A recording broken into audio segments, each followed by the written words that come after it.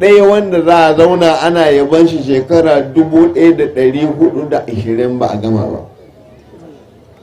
ba a rasa abin faɗi ba, mutane ba su ƙosa da ji ba, bai kasa daɗi ba. Kalmar in banda ƙur'ani da annai Muhammadu wani abu ne za a maimaita su 1000 ya ƙara daɗi. Da za ka dinga cewa Muhammadu Muhammadu Muhammadu Muhammadu Muhammadu in za ka shekara 1000 kana yi daɗi zai ƙara yi, kamar inda za ka ce Allah Allah Allah Allah to kira wani suna in ba haka ba. Duk yabon da za a yi wa annabi an masa, an yabe shi a gaban shi, ba irin yabon da ba a yi masa ba. Wani ya ga annabi ya ce Muhammadu kullum husn min juzu husnihi wa ma husnu kullum husni illa Muhammadu Muhammadu ma ahla shama'ilahu wa ma alan hadisan razikir. Muhammadu ai duk wani kyau in ga ka kyau ya ɓaci, ba wani abu mai kyau sai Muhammadu.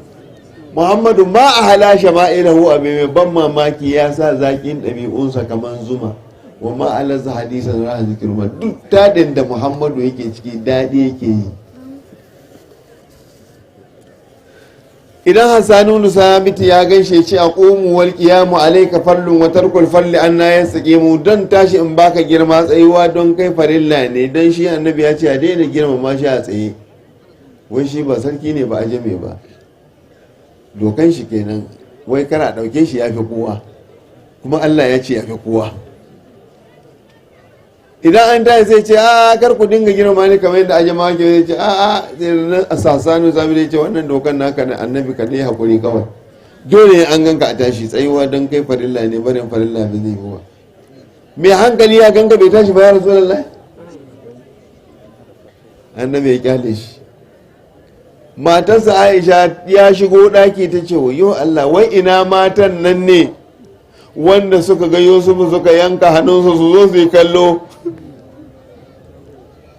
Ta ce wa ajmalu minka lam tarat ardu aini wa ahsanu minka lam talid nisa'u khuliqta mubarra'an min kulli aibin ka annaka qad khuliqta kama tasha'u. Ya Rasulullah, kai ne kadai aka halitta ka kubuta daga dukkan wani aibi, kamar ma Allah ya ce ya kake so a yi ka kai ka fiye da yadda kake so a yi ka din. Mai kyau a duniya ido bai taba ganin kaman ka ba, mai kyau kaman ka wata mace bata taba tsuguna ta haife shi ba.